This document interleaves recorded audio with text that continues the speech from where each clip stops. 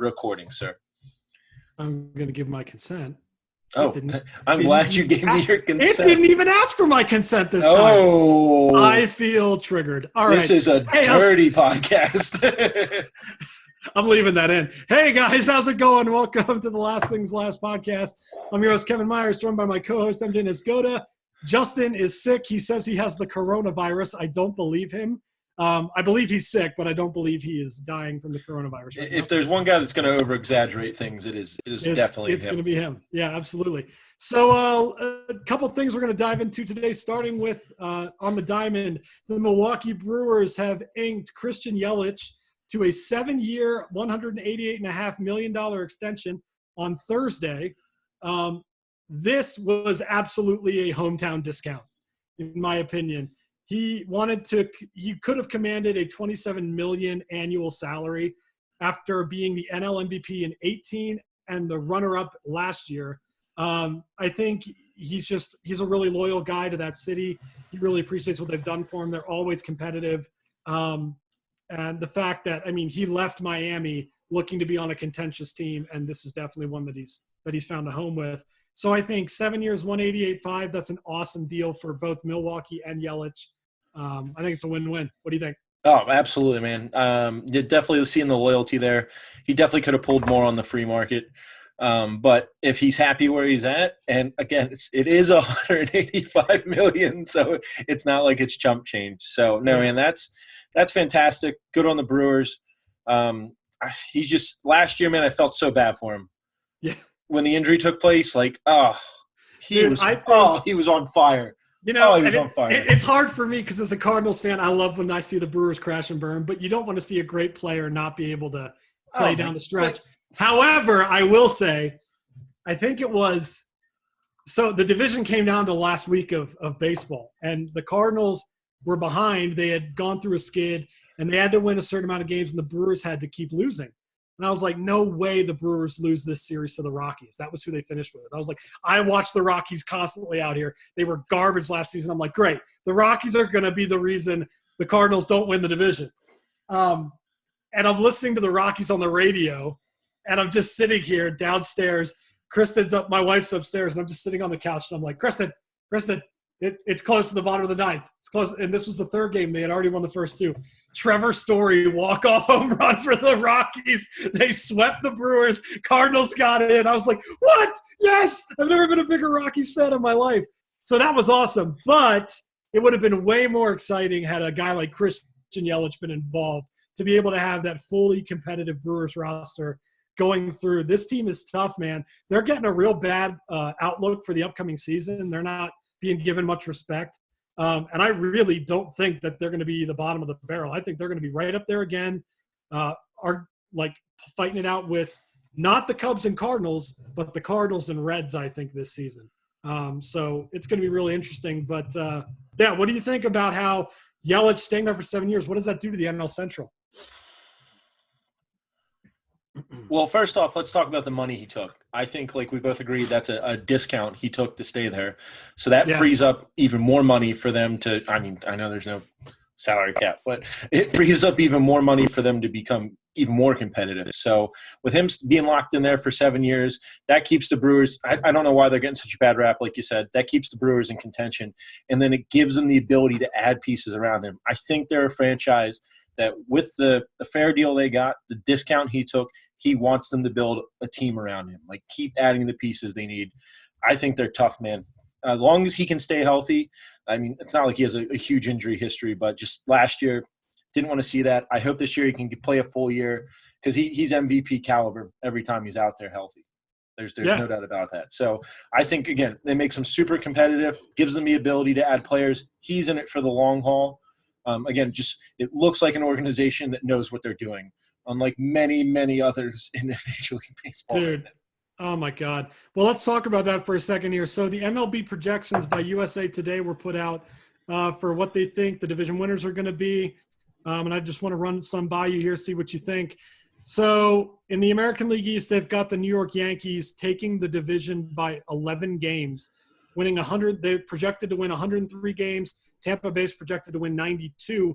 Boston in third at 84. the Blue Jays at 75, and Baltimore at 57. So I don't think the Red Sox are going to win that many games.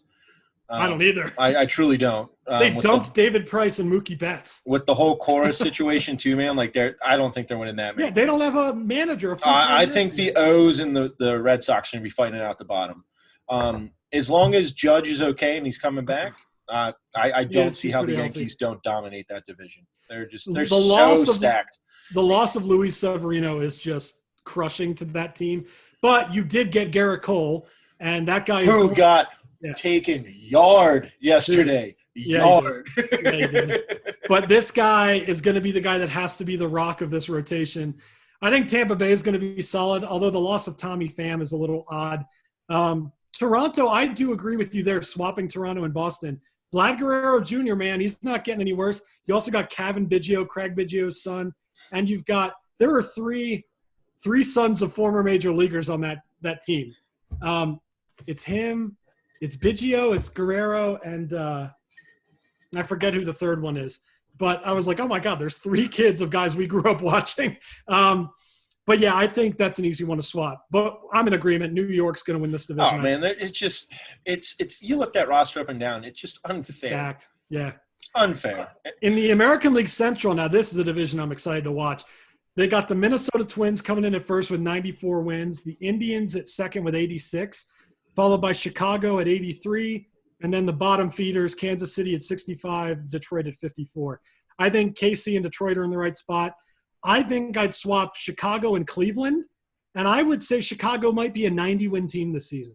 Why would you swap them? Well, first of all, Chicago just inked Yohan Moncada again for another extension, so they're adding another great piece to their roster.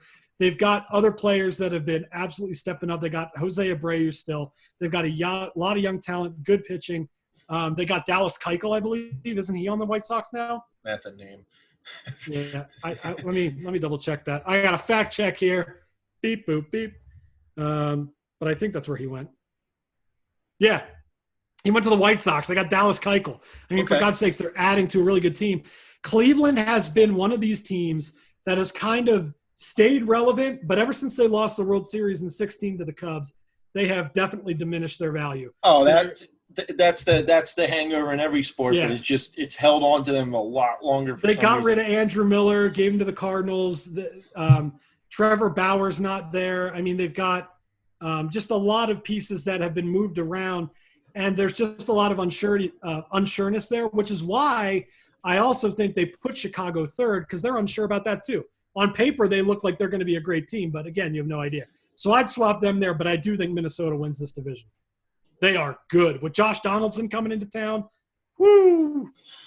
Second best third baseman. I just don't know why they're dropping him from 100 to 90 wins. I don't see anything that says that's going to change. I don't either. I think it's just one of those, they're just trying to level it out. But I do think that Minnesota could definitely be an 100-win team. I mean, they got some studs in that lineup. What'd they win last year? 101? 101. 101, yeah.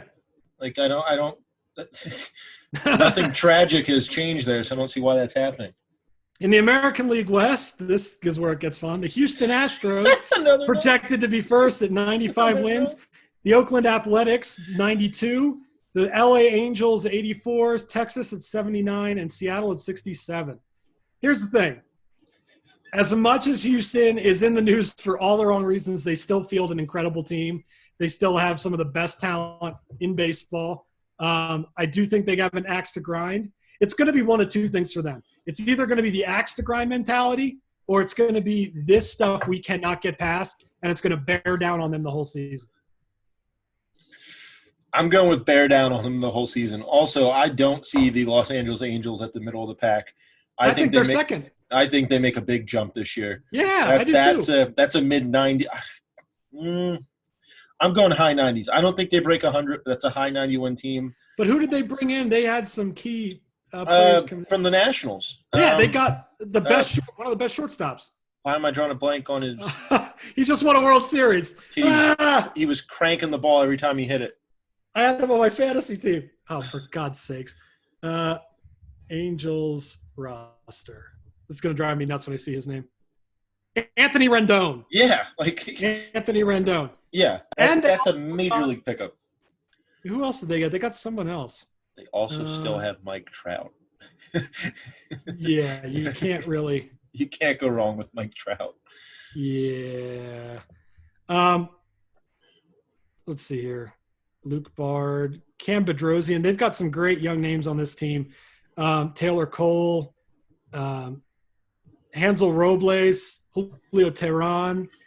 They're infielders. I mean, they got Rengifo. They've got Andrelton Simmons. They have depth in the infield. What's the age range on that team? Is that a pretty young team? Oh, dude, 20s, like all the way around. Trout's what, 27, 26? He's not that old. 28, yeah, 28. Okay. Yeah, but he's just been around so long, it feels like he's older. Well, It's like him and Harper, man. Dude, they got some sluggers in the outfield. Him and Justin Upton are out there, man, and they can play. Then you also got Shohei Ohtani, who can be a killer pitcher and a designated hitter. I agree with you. I think this team is way overlooked, and they still have Albert Pujols coming off the hit when he needs to. So it's not like, it's not like they're going to be – I think they can finish second in this division, if not push for first. Is Pujols still on that 10-year contract from way back when? I think he's in – oh, dude, he's near the end. Wow, isn't that wild? 2011 was his last year in St. Louis. Holy crap. What was it? It was like a 10-year 240 somewhere around there? And I was mad at the time, but that was absolutely the best call for him and for us. We don't want an old Albert Pujols on a National League team. We need him. The Angels are barely getting any use out of him as a DH right now.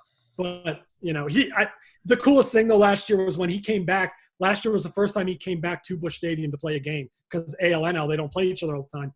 And, dude, every at-bat he took that entire series, he got a standing ovation, which was awesome. That's class by the Cardinals organization and just being like, you know what, this dude carried us for such a long time. Both our World Series rings in the 2000s because of Albert Pujols.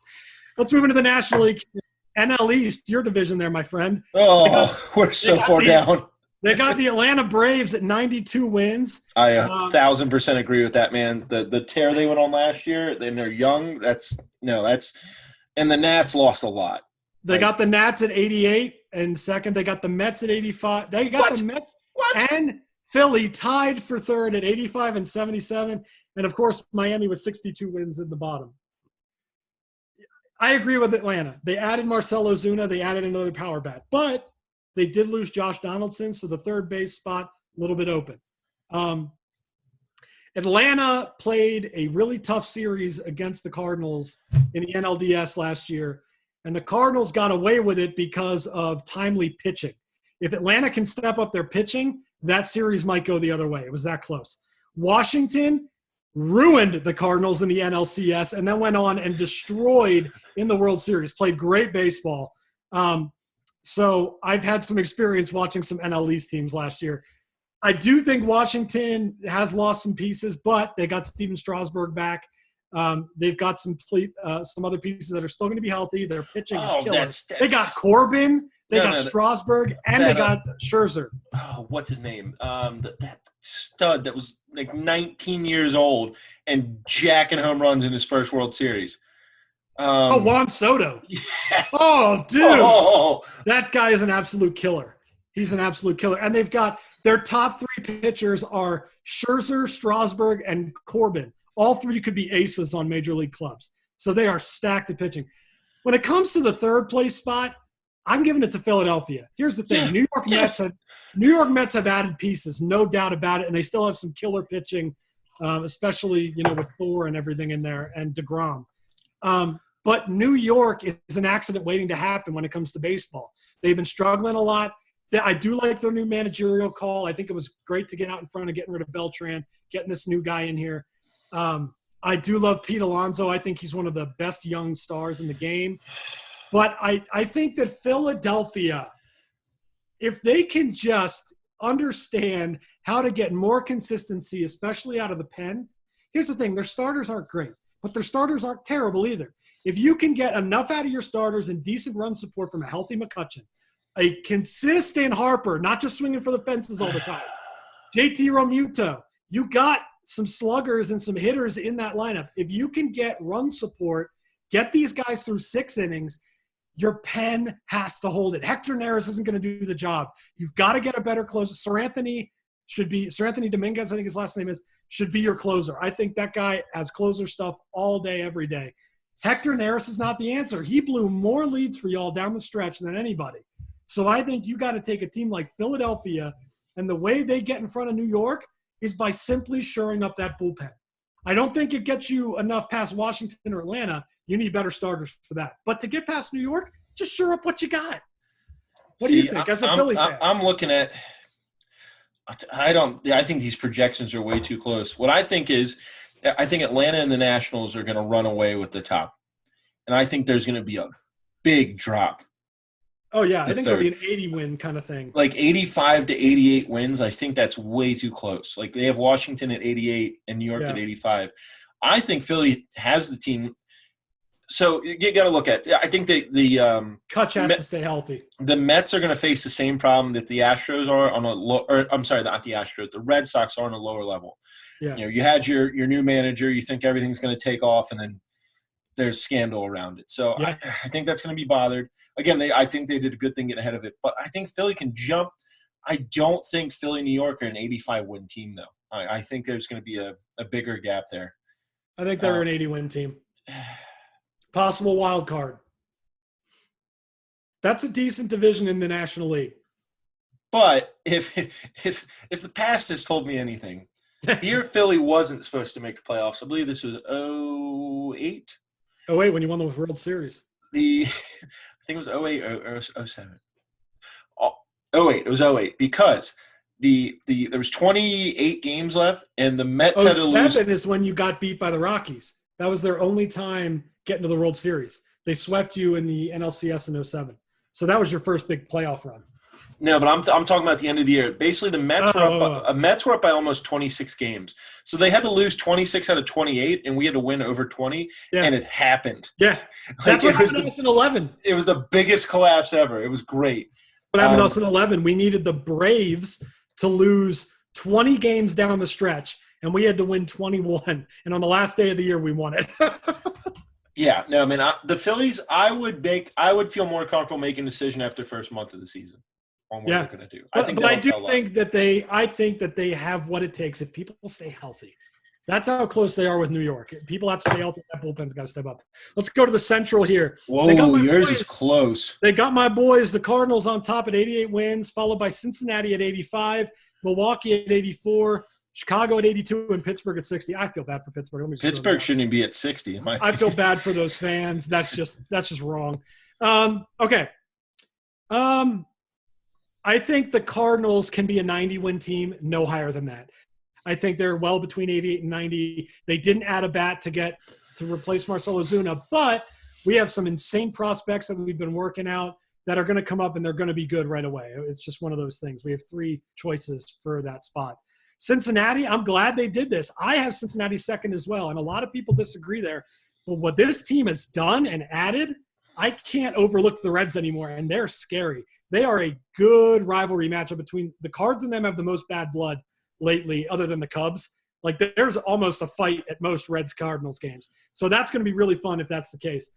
I do agree with Milwaukee at third, but I think we need to bump these totals up here. I think St. Louis, put them at 90, put Cincinnati at 88, put Milwaukee at 83, Chicago at 80, and Pittsburgh 60 or below.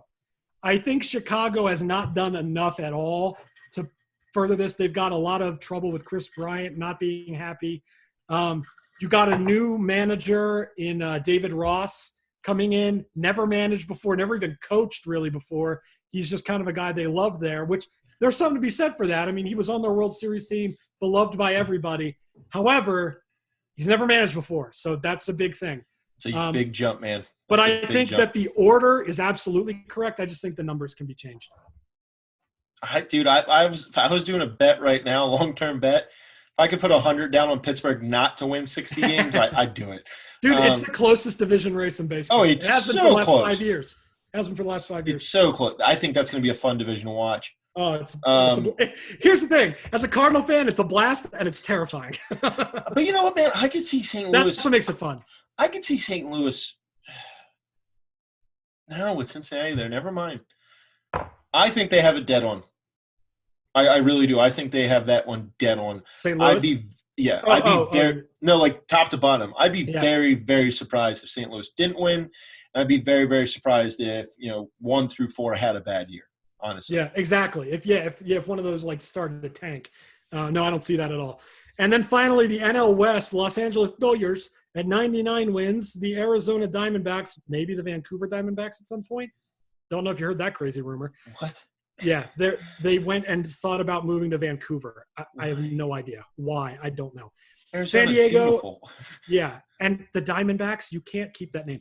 The San Diego Padres, 83 wins, Colorado Rockies, 72, and San Francisco at 70. Dude, that's another close one. That is a very close one. I think LA far and away wins that division. I think San Diego makes the jump this year to number 2. I love what they have with that young roster, and I do think after a down year that Machado is going to come back with a vengeance. Yes. They also have what's-his-face Junior on that team, absolutely killer ball player. I think Arizona swap them, so I'd go L.A., San Diego, Arizona. I love the Rockies, but, man, they might finish dead last again. I would say San Francisco 4th, Colorado 5. Colorado has not given me any reason to believe in them. Because Are you going talent team-wise, or are you going the problems that they're having? With players and such. Both. So they only have a problem with Arenado right now. And Arenado showed up to training. He's putting it back. He's putting it away. He's like, you know what, screw it. I'm with my boys. I'm going to play. He's the gamer. I'm not worried about that. What I am worried about is a team in Colorado. I went to about 10 games last year, and I saw them live, and Colorado's problem is not their hitting.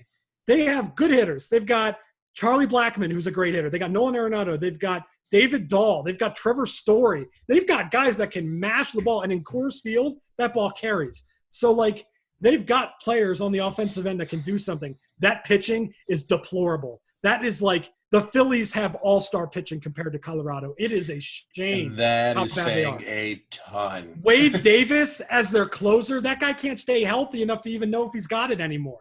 So it's one of those things where it's like Colorado is so deeply damaged when it comes to pitching, and they did nothing to address that this offseason. So I think while something with Nolan Arenado could cast a spell over them, come on. I mean, they didn't add pitching. So I'm going to even say San Francisco moves above them. I mean, I saw San Francisco beat them. Oh man, did you see the line about the Rockies in this article? The Rockies will be bad again, and now they'll be miserable too. Trading, keeping, or further alienating franchise player Nolan Arenado may be the lone suspense of this season. Dude, and here's the thing. People don't think so, but Colorado has diehard baseball fans. Those people show up for these baseball games like I've never seen. Out here, they are football and baseball. And, I mean, they love the Nuggets and they love the Avalanche, but, my God, they turn out for the Broncos and the Rockies. And every game I've been to, even when they were trash last year, they're still showing up, selling out tickets. They love their team. So it sucks. It's like Pittsburgh. You love PNC Park as much as I do. What a great place to see a ball game. Great fans, great city. And yet the team, the ownership, is not doing anything to help the cause whatsoever. Dude, take the baseball, take the game out of it. From a location standpoint, from a stadium, first off, it's the way they have their stadium set up is beautiful. Yeah, you're along the river, and they're along the mountains. You can see everything. Yeah, I mean, it's stunning. And they have diehard fans. Yep. They really do. When the Bucks when they made their little playoff run. Yeah, people. I mean, I remember I had Facebook then.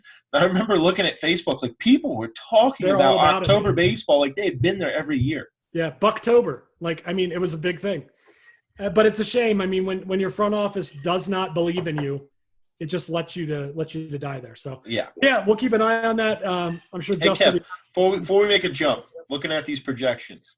Yes. Of the top teams, who do you think has the potential to lay a goose egg this year to not live up to the hype they're getting? Out of the number 1 picks? Yes.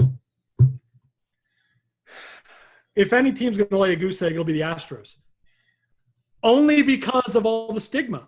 I still believe that team is one of the most, if not the most talented team in baseball. But what is following them? Dude, they're getting plunked with baseballs left and right. They're getting booed by their own fans. I mean, this is something we have not seen in Major League Baseball in our lifetime.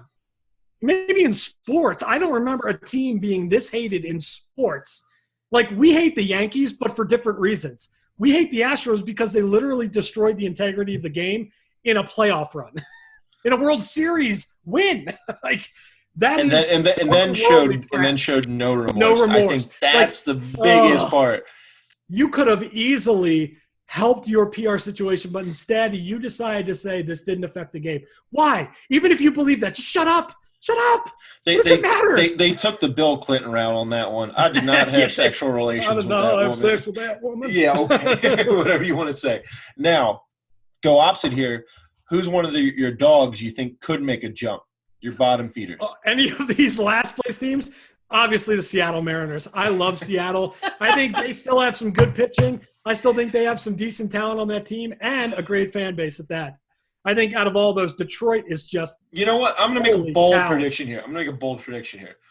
Baltimore is – usually Baltimore, they crush it during the first half of the season, and then they hit the banana splits after the All-Star break. They'll win 50 straight, and then they'll lose the rest of the season. I'm going to go opposite this year. I think they start off horrible, make some moves during the year, and then make a run in the second half. I think they go completely polar opposite of where they usually are. That's my pick. When I started grad school at Towson, my first year there, I went down to a game at Camden Yards, another amazing park, by the way. And they were in the middle of a playoff run. They were in the middle of a playoff push then. Now they are just a shell themselves. But I want to point this out because you and I can relate, at least on the hockey level. Detroit. Dude, if there is a city I feel terrible for, not many cities have all four major sports. These guys have the worst. You know who the best out of all four of these teams has been? The Pistons. And that's not saying a lot. The Detroit Pistons, and then the Lions, then the Tigers, and then our Detroit Red Wings. If I'm a full-on Detroit fan, I don't know what to do. I don't know what to do. like think about it, man. I mean, you're right. They have all four major sports. And they're all garbage right now. They're all garbage. Hot garbage. Detroit Red Wings usually kept that city afloat. And then the Pistons had their runs, and the Lions have always been, they're the lovable losers. And the Tigers, they were in the World Series in 2006, lost to my Cardinals. But, the Red Wings have always been the held them up, and now Detroit is just – the Red Wings are just a garbage fest. So, I mean that's sad. Hey, real quick, I've been pondering this while we've been talking. I think, barring injuries, if they take place – I could see the Yankees doing a slide. If they can't stay healthy, I think that's what derails that. Because honestly, man, I just don't see you think Yankees can drop and Orioles can go up? Wow. I don't totally only injury related. If they are a healthy Yankees team, it's over. I don't totally hate that. I think that's not a terrible. Yeah, I'm not sitting here going, the Phillies are going to make a run. God no. All right. Hey, Cardinals just beat the Nationals in spring training 11-0. So there's that. Good sign. They were probably playing no starters. Yep. All right. Let's. What did I have next on my list here? That's like a theme. Okay, let's go ahead and talk about the NHL playoff push. Oh my goodness, dude! Some things are happening in the NHL, especially in regards to Justin's Philadelphia Flyers. This team has won 7 straight games. I just watched their game against New York the other night, and they're really starting to turn it on. And now they are projected, because of the hot streak they're on, as the number 1 team to win the Stanley Cup. MJ, the Stanley Cup. Lord Stanley, does he get to Philadelphia? What do you think? No, I absolutely don't think that. They've done this before. They've gone on streaks like this. I don't think they have it. And I think they'll get in their own way. I don't think they'll get badly beat by anyone. I could see them going into a playoff series, going up, the 2 to 3 games, and then blowing it. Honestly, I could. Here's the thing. Currently, the Capitals sit atop of the Metropolitan Division with 86 points. The Flyers have 85. They have pooled now within 1 point of the Washington Capitals. Do we know how far back they were before this 7-game streak? They were behind Pittsburgh, I believe. So they were 3rd. But, I mean, it was one of those – the Metropolitan is really tough because you got Columbus and New York that are both high 70s in points. Here's the thing. I think that if Philadelphia can win the Metropolitan and keep staving off like the Washington Capitals and Pittsburgh Penguins, I don't see why they couldn't be one of the top rated teams in the Eastern Conference, because that is the best division. That is the best division in the Eastern Conference. And I think that if you're able to take out the Capitals and the Penguins consistently, think about this, dude. The St. Louis Blues last season, they were almost dead last and came up on an insane streak and won the Stanley Cup. So anything is possible in the sport, and these streaks do matter. So it's one of those, I think that if Philadelphia can stay on this hot streak, but here's the thing, if they take their foot off the gas for 1 second, I think it's over. I think the run's over. They have to play like a team that's up against the wall the rest of the season. I mean, look at the talented teams around them. And I think the Caps, man, have been very distracted. I mean, they're still winning, don't get me wrong. But that whole push to get Ovi to 700, that does take a lot of, Oh, yeah. Because there's that pressure of, do I get stuck at 699 and, how long is this going to last? Like, that does have an effect on the team and how they work. Yeah, and I think no matter what, I think that it's going to be very difficult for either of them. I do think that whoever wins the Met could be the class of the Eastern Conference, but they got to go up against the Boston Bruins from the Atlantic, who have 96 points right now. They are destroying opponents. They are a really tough team to play, and they got an axe to grind after losing. And, they lost the Stanley Cup last year because they got out-muscled. And that's the thing I didn't expect to happen at all. Boston is notably tough. Marchand is a goon. They've got tons of players. Char is huge. They got tons of players on that team in Boston. That whole environment is rough and tough kind of group. St. Louis was always a finesse team. They flipped the script on them in the Stanley Cup Finals. And St. Louis went and took them to the body, and the entire time they fought them tooth and nail. And I think that's what got Boston screwed there. But Boston's pissed now, and they're on a run. So them and Tampa Bay are going to be tough outs for sure. But, again, if Philadelphia, the team that's hot is the team that's dangerous. Kev, I'm just like – I'm sitting here and I'm trying not to get mad. Look at the Red Wings. The goal differential's minus 121. Yeah. We are literally one of the worst teams in NHL history. Oh, my gosh. Yeah, no, it's straight up garbage. Okay, so let's take a look here real quick at the Western Conference. St. Louis Blues are at the top of the Central with 90 points. Colorado Avalanche at 88. And then in the Pacific, you got the Vegas Golden Knights at 82 and the Edmonton Oilers at 80. Dude, I'm so happy the Knights have stayed. Like, I thought that was going to be kind of a Cinderella year their first year. But I'm so happy they're staying on top of it. Like, let's go. Edmonton Oilers, who are basically the new-look Red Wings now, they have our old general manager, Ken Holland. And the last trade was we traded Mike Green and Andreas Athanasiou to them. So two of their now starters are going to be from Detroit. They got out at the right time. They might be on a playoff team here. Edmonton has a 97% chance to make the playoffs. They're totally going to be in. They're only 2 points out of first with 1 game left. They are absolutely a dangerous team because of Connor McDavid. You just added speed with Andreas Athanasiou. You've got great defense with Bear and with Green, adding him into the roster. I mean, you've got some really, really good players there. I think Vegas might end up falling apart here. They've not looked very great down the stretch. Now, up until this last win streak, I should say, they've won 9 of their last 10. I was going to say, they're 9-1. No, they were struggling before that. They were kind of off and on. When Fleury's on, that team is on. When he's not, they're not. So it kind of goes with him. Look how bad the Blackhawks and Kings are. Good God. Dude, it's crazy. I do think that out of the West, it's going to be between those two teams in the Central, St. Louis and Colorado. I got a chance. Kev, look out for the Wild or the Jets to make it. Oh, yeah, dude. Those wild card teams are in there. Stars are on a 3-game losing streak. Avalanche only lost 1, but look, that middle of that Central Division. Yeah. But I still think the St. Louis Blues and the Avalanche are the class of that Western Conference. I got to see Colorado play in person this year against Detroit. And, I mean, just the studs on the roster. Because I'm a fan, man. The studs on that roster and just the way they're able to find each other on the ice. And they've got great goaltending on top of that. I do think that this team – and they're better on the road they're just better away from the Pepsi Center. I don't know why. They're still good at the Pepsi Center, but they're better on the road.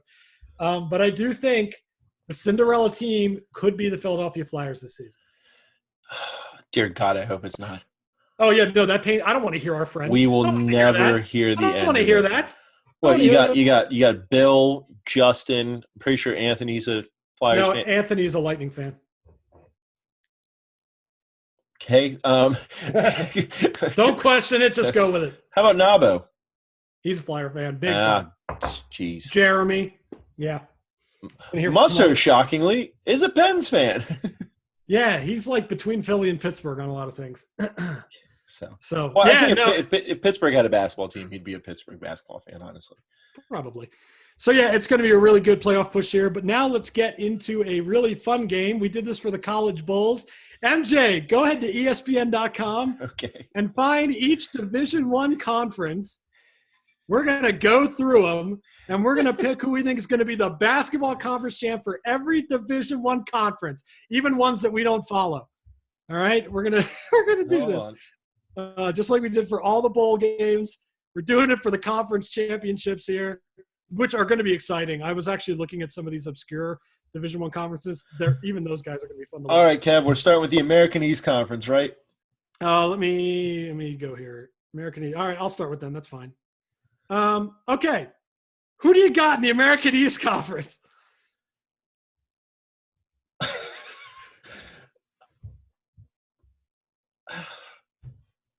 We're talking tournament, right? Like their conference tournament?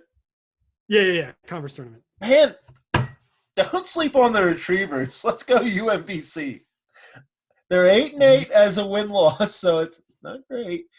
But overall, they're 15-16. That's not good either. But dude, I gotta go with Vermont, baby. The Vermont Catamounts. The Vermont Catamounts, dude. Yeah, but they're sitting at the top. Of course, they're 24-7. Dude, they got to play Stony Brook. They're going to be tough, and New Hampshire will be tough. And UMBC was just in the tournament. They're always a tough out. But, dude, Vermont Catamounts. Got to go with the Cats, man. All right, fine. All right, let's go American Atlantic Conference. Wait, American or Atlantic? I'm sorry, American Athletic. I completely misread that. I apologize. American Athletic Conference. Okay, so just the American then. All right. The AAC. Yeah. I'm going to go – oh, man. This is actually a good one here because you got Tulsa, who's not ranked at the top there, but you got Houston, number 21. Ooh, and Wichita. Dude, Cincinnati's 12-5 in their conference play. Yeah, man. And they're 19-10 this year. You know what? Give me Tulsa. I don't care if they're not ranked. Give me Tulsa. I'm going to take Cincinnati to win that. 19-10 overall, 12-5 in conference. I'm going to take them. I don't think that's bad. Let's go to the ACC. Oh, that's it. Oh, the ACC. Okay. ACC. MJ, I'd love to say it's going to be our Duke boys, but I do not think so. I think Louisville takes it. This team is real good. I think they're way better than their number 10 ranking says.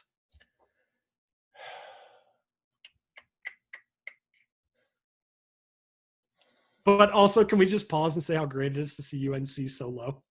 Oh, my gosh. They're so – but here's the thing. Here's my thing with Duke. They've lost to garbage teams. But what kills you in the tournament? Losing to garbage teams. Like they've lost to Clemson. They lost to NC State at NC State. Last thing we need is a first-round bounce. Wait. Who are their losses to? It's Stephen F. Austin. That was a travesty. Oh, God. Schedule. Yeah, here we go. Yeah, they lost to Stephen F. Austin. They lost to Clemson at Clemson. They lost to Louisville by 6. They lost to NC State at NC State. And then they go beat Virginia Tech, like throttle them. And then they lose to Wake Forest double OT and then lose to UVA by 2. And then they go throttle NC State. And you know what, Kev? I'm going to stick with Duke to win this. All Again, right. because I'd be happy. Honestly, man, it may be the fan in me, but I think they can. Like, well, let's go to the Atlantic Sun. The Atlantic Sun, my friend. Oh, there it is. Oh, Liberty University and Lipscomb is up there. Stetson's up there. Florida Gulf Coast at 7-9. Do you remember when they made the tournament like their second year in existence? Yeah. Or no, that wasn't Florida Gulf Coast. Who was that? Are they still college? No, it was Florida Gulf Coast. Yeah. I'm going with North Florida to beat Liberty for this conference here. Lipscomb could be an upset, though. I'll go with North Florida, too. I'm just looking at their – yeah, they're – The Atlantic 10. Wait. Lipscomb's on a 3-game win streak. Yes, they are, sir. I'm sticking with North Florida. I'm with you. Never mind. Atlantic 10, it's not close for me. I think Dayton runs away with it. They're number 3 in the country, and yeah. Hold on. I want to see something. Although Richmond could pose an interesting – and Rhode Island. Spiders, sir? The Spiders? You never know. Spiders. Oh, my gosh. Dayton has played nobody. They've literally played nobody. Well, they had to have beat some ranked teams to be number 3.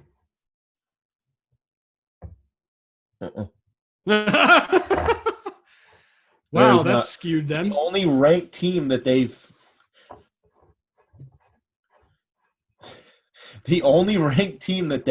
according to this, I'm sure some teams have fallen out, but the only ranked team they played was Kansas, who they lost to by 6 in overtime. Huh. And then they lost to Colorado by 2 in overtime. Dude, and a lot of their games are close. I still think they win that division. It's either going to be them or Richmond. I'm going to go Spiders on that one. All right, Spiders. Big 12. You got Kansas and Baylor up at the top there, and then Texas, Texas Tech, Oklahoma, and West Virginia in the mix. I like Baylor in this. Now, obviously, Kansas is number 1. They're a great basketball team. But I love what this Baylor team's been doing all season, and I think they can definitely play spoiler here. They're just as good home and away. However, Kansas is on a 15-game winning streak, so it's going to be tough. I'm going to go But I like to play upset here. I'm going to go spoiler here with West Virginia. Whoa. Yeah. 20-10 overall. They've had some close games this year that I've watched. Yeah. I'm going to take West Virginia as a sneak to come out of that. All right. Big East. Oh, God. Big East. Seton Hall, Creighton, Villanova, Providence. It's hard for me to bet against Nova, even though they're not the class of this conference anymore. I do think that they are still a team to be reckoned with, and they still have one of the best coaches in basketball. So, Villanova. Yep, I was going to say the same thing. When it comes time to win, they're going to do it. I mean, They're just a seasoned coach. They still have some players on that team. They're competitive. I mean, they're a top tier school now. There's no doubt about that. I mean, ever since Big Sky Conference, baby. The Big Sky. Eastern Washington, Montana, Northern Colorado. Oh man, Northern Arizona, Montana State. Oh, dude, you got some gamers in here. You got some real good teams in here. Montana has lost a bit more than I would like to see from a team like this. I'm going with the state here. I'm going Northern Colorado. I think the Bears can take this conference. I'm going to go a little off script here. I'm going to take – oh, shoot. It just refreshed. Hold on. Where was it? I'm going to take Portland State. Ooh, all right. 4-game win streak, 9-3 at home, 6-11 away. That's not great. 16-14, but the 4-game win streak brings me a little hope there. They're getting hot at the right time. The Big South. Hold on, Kev. You froze. Still frozen. MJ froze. He'll be back, I'm sure. I was literally just saying the same thing. Kev, you froze. You froze. All right, well, he's back. I said Big South Conference. The top 3 teams in there, Winthrop, Radford, and Gardner-Webb. Gardner-Webb played spoiled in the tournament not long ago, if I remember. So I'm going to go with the Bulldogs here, going with Gardner-Webb. Oh, dude, I'm going Radford on this. I used to live with someone that went to Radford, and that's how I found out Radford was a thing. So I'm going Radford, 21-10, 9-6 away, 11-3 at home. I mean, I'm taking it. Let's go. Big Ten. This is a tough conference. Dude, look at all the ranked teams. And you know who I'm going with? Your alma mater, Penn State University. I think this team has They have been the laughingstock of Big Ten basketball for as long as I can remember. They've been the laughingstock of basketball for the last 20 years, let alone the Big Ten. They've got some gamers on this team. I think that they can beat any of those ranked teams. They can beat Maryland, Wisconsin, Illinois, all of them. I'm going with the Penn State Nittany Lions to win the Big Ten. My only concern is after watching them play Michigan State, which they should have won, they were up 19 going into half. They relied heavily on the three instead of giving the ball to Stevens, who from the left-hand side was unstoppable when he went to the basket. So I think it's just a team that's not used to being like, I mean, they get the whole way up to number 9 and then they just fall apart a little bit. So, but yeah. I think this is a great year. Good team. They finally got it together. I could see them winning it. If they don't win, though, my pick would be I'd go Iowa behind them. Nice. Well, we have about over 10 more to go, so let's start moving through these conferences here. The Big West, I'm going to go with University of California, Santa Barbara to win this one. On no understanding why, I'm going to go with them. Who's UCI? Irvine, California Irvine. Sure, I'll go with them. This Conference USA, I'm going to go with Mean Green here, the University of North Texas. I'm going to go with them, although Western Kentucky could play a bit of and Louisiana Tech, I'm going to go Louisiana Tech. I'm going to go LT there. All right. 14-1 at home, 7-7 on the road. I'll go them. Colonial Athletic Conference, baby. Towson Tigers are going to win this one, my friend. They were not good at the beginning of the year. However, they almost beat the University of Florida, and that was an incredible game. I think that they've already beaten William and Mary, if I'm not mistaken, and they've beaten Hofstra. So I'm going to go with Towson. They got to play Northeastern, which is going to be a tough matchup. Towson is going to win and get back to the NCAA tournament for the first time since the 1990s. Let's go Tigers! Tigers, right. This is for Jimmy Pinknuts, a.k.a. Bobby Kennedy. Don't Delaware wins this conference. Blue Hens. Blue hens, baby. I don't know what sound a blue hen makes or if it flaps its wings. You know what Bobby always says? Bobby goes, peck, peck, go hens. Well, peck, peck, hens are winning this. This is for Bobby. Hens are winning this. I would love to see that be the conference championship game. That's a big rivalry. All right, cool. Words no one has ever said. If you watch CAA basketball, you do. Horizon League basketball. Give me Green Bay here. Give me Green Bay. Or Youngstown State. You know what? I'm going to go IUPU. All right. Every time I see their logo, I'm like, is that IUP? And it's like, no, it's not. Ivy League, time for the Battle of the Smarties. Oh, who cares? I think Princeton. Even though Yale's 10-2, I think Princeton. I'm going Harvard. 6-game win streak. I'll go with them. The MAC, the Metro Atlantic Athletic, not the Mid-Atlantic. I'm going to go Monmouth.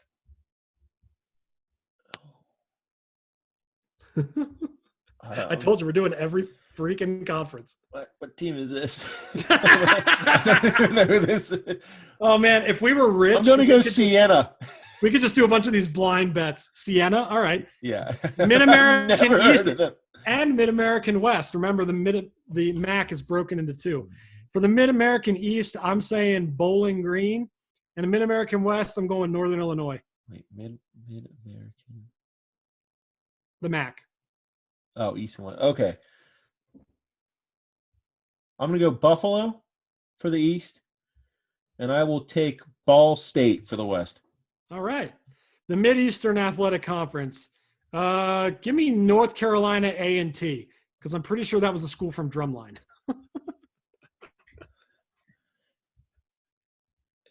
Who's COPP? Who's this?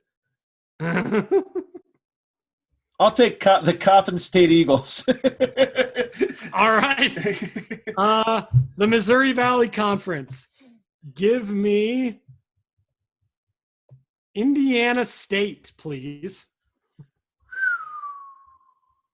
You know what? I'll stick with you on that. I'll go that way too. The Mountain West. Give me Nevada. I love the Wolfpack. I was going to say San Diego State, very, very much overrated. I'm going to go Running Rebels. Let's go UNLV. Ooh, UNLV, the other Nevada team. All right. The NEC Northeast. Not Mount St. Mary's. Give me Sacred Heart. I'm going Mount. You've been mounted. Let's do this They're thing. 7-11. Are they even in the tournament? I think no, everyone makes the tournament. Do they? Yeah, everyone makes their conference tournament. Oh, I thought with some of the bigger conferences that they cut some of the bottoms out. I didn't think. I'm not sure. Don't quote me on that. Who knows? Yeah, who knows? Ohio Valley. Give me Murray State, because they gave us John Morant. I just like saying Murrah State, so we're going to go with Murrah State as well. Murray. All right. The Pac-12. Colorado's going to play spoilers here. Dude, Going to go with the Buffs. Don't sleep on USC. Yeah. I'm going to go with them. Patriot League. Give me American University. Wow, this is a bad one. Give me Colgate. Colgate. Give me Colgate. All right. SEC. Southeastern, I got to go Kentucky. I just do. I was going to go do the same. I think Auburn is very much overrated. Yeah. I could see Florida, but I'm going to go Kentucky. I think Kentucky is a better squad. Southwestern Athletic Conference. I'm going to go with Grambling State here because one of my buddies is the trumpet professor there. So go Grambling. Shout out Steve Cunningham. I literally don't know who any of these people are, so I'll go with that as well. All right. The Southern Conference. I had a friend that went to Samford, but give me Furman. Is that Wofford, WF? Yep, that's Wofford. I'll go with Wofford. Good old Bulldogs. Southland. Give me Northwestern State, please. Stephen F. Austin, baby. Big true. Duke this year, 14-game win streak. I'm loving it. I remember the podcast we were doing that night, and I said, I didn't see the game at all, and I said, just you watch. This is the type of team that's going to come to Duke and win. They were at 8,500. Oh, my God. What am I trying to say here? Yeah. The money line. Money line was minus 8,500. You put $100 down. But I can't bet in this state. So, all right. Anyway. All right. In the Summit League, give me South Dakota State Jackrabbits. I'm gonna go North Dakota State. All right, we're getting to the end here. Stay with us, people. The Sun Belt. Dude, you've got to give me Southern Alabama. Sure, we'll go with that. Sun Belt. All right. The WAC, the Western Athletic Conference. New Mexico State. Who's CBU? Cal Baptist. You know what? Let's do that. West Coast League. Gonzaga. I always pick Gonzaga when it comes to March. So overrated. I still love Gonzaga. Every year they get to the tournament and lay an egg. I'm going BYU. Hey, MJ, we did it. Yay! I would love to have the patience to come back and listen to this to see if we were right. Dude, I think I might. I might just sit down, just fast forward and listen. But yeah, those are our picks for every conference tourney out there. All right, now let's go ahead and move on to the XFL. We'll give our picks for the week. Let's go ahead and pull that up. I'm still having a ton of fun watching the XFL, dude. It's great. I'm still having a ball. I mean, I'm not having any fun watching the DC Defenders anymore, but dude, what it's great. Has happened? They are killing my fantasy team with this defense. I've tried to reset my lineup like 4 times, and it crashes every time I do it. I've become so disgusted with it. Saturday, we got the Seattle Dragons and the Houston Roughnecks.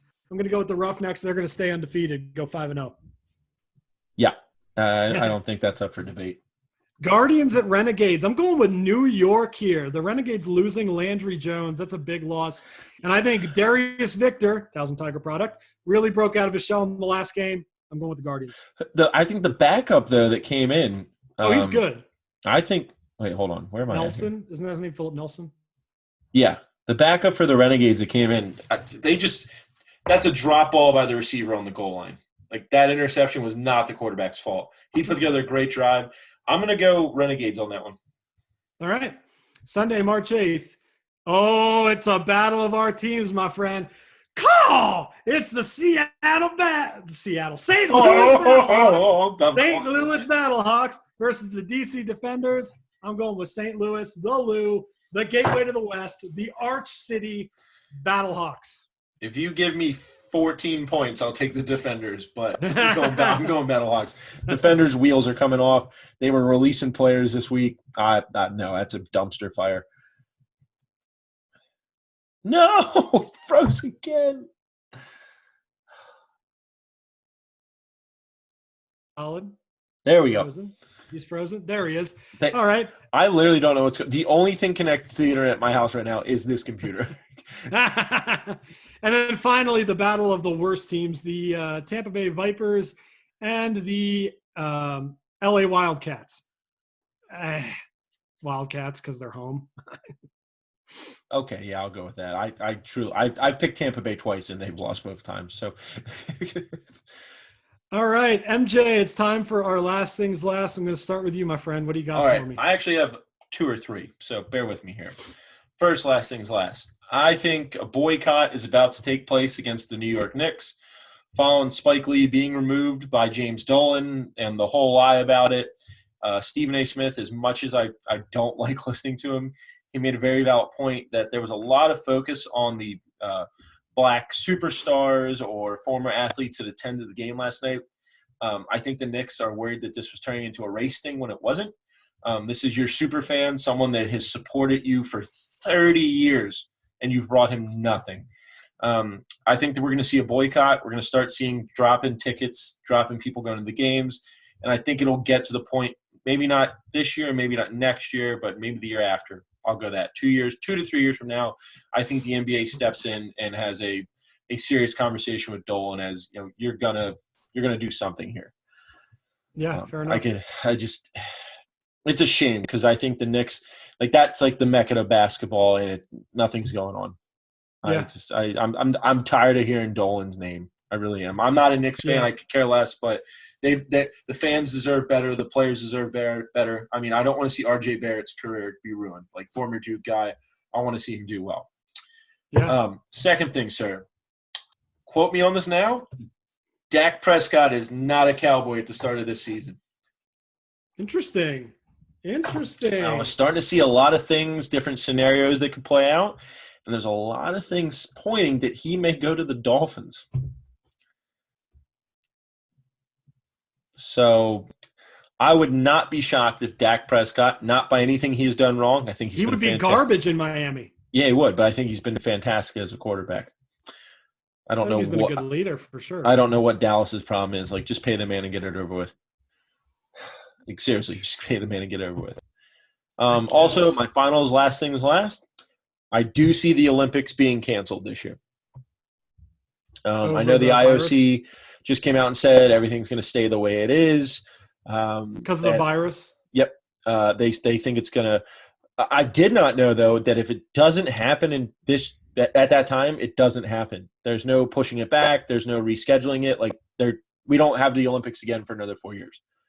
Yeah. But I just don't think – there's no way they have everything. They're still – I know they were behind on building things like every, basically town or city is or country is that takes this on. Yeah. And now with the virus and that slowing down, I definitely see the Olympics being canceled. If they do happen, I think we see empty stadiums. Also, from a basketball standpoint, I don't think anybody from the U.S. basketball team goes. Why would you risk it when you're a $200 million player? I don't see it for – and most of these guys have gold medals already. So what's that? Absolutely. So I definitely could see it. Those are 3 good last things last. Mine is I think a Wilder Fury round 3 is inevitable, but I think it's a humongous mistake for Deontay Wilder. I think Deontay Wilder is going to get messed up in the third. It's already scheduled. Oh, they actually did schedule it? July 18th. Oh, for the love of God. That soon? Mm-hmm. Fury is going to destroy him inside of 5 rounds. Now, there's just nothing around it. Fury is in better shape. Fury is a better boxer. Fury has a better head on his shoulders. Fury is not blaming anybody when he lost the first fight. Like, there is a guy like Deontay Wilder, as a fighter, you need to have that insanely tight fighter mentality. When a guy is complaining that his outfit that he decided to wear is too heavy and that's what hurt his legs, first of all, were you in that bad of shape? Boxers are usually in the best shape out of anybody. If you were in great shape, that would not have affected your legs. Not like that. I'm sorry, it wouldn't have.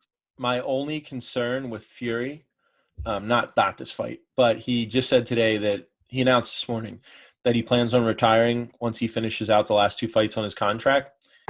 Will they get the Joshua fight in there for that last fight? Or does Joshua duck him? I think if Joshua's managers are smart, they duck the heck out of him. But because that guy's a killer. I mean, Tyson Fury is a killer.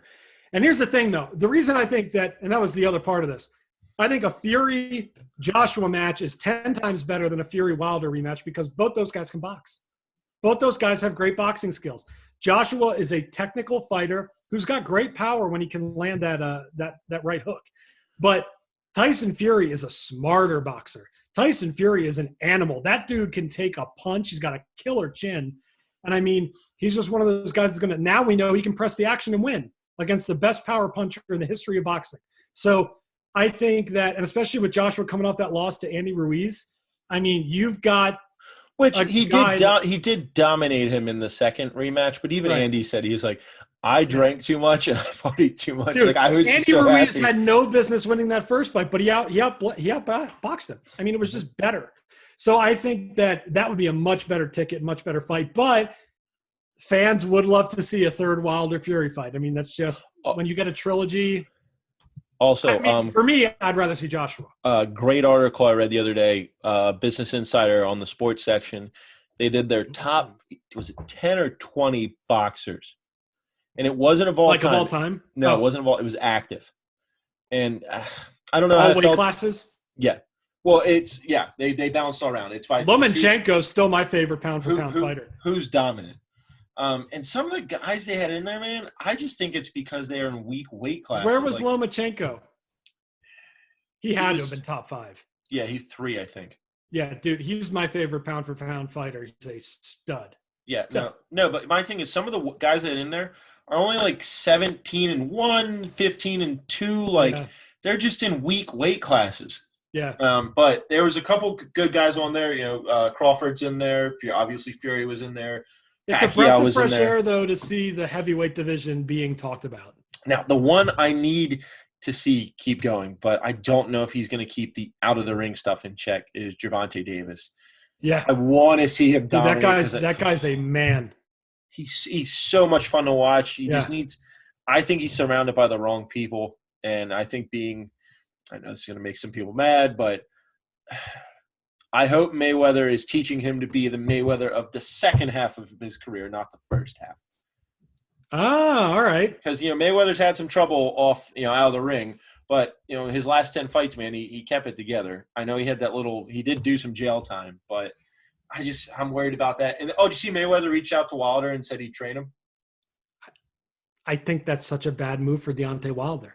Because Deontay Wilder's not a defensive fighter. Look, I think Deontay Wilder needs to get his offense in check, not his defense. I think Deontay Wilder, here's the thing. When you've got one punch knockout power, you don't need to be a great defensive fighter. You need to set yourself up in a way where you can land that thing. And when you land it, you know it's going to be night-night forever. So my whole thing is, why go to a guy – the reason Tyson Fury dominated this one is because he went to the Crunch Gym.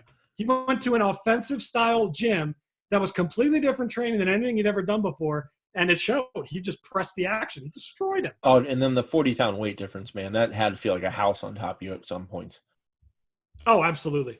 So yeah, those are our last things last, everybody. This was a lovely time spending with you, my friend, and it's just been so much easier knowing I don't got to go back and cut anything. There's nothing that was the most foul thing. The most foul thing said during this podcast was Bobby's nickname. That was the most foul thing said in this podcast. All All right. Love you, dude. Thanks, guys, for listening, and we'll see you next time. All right.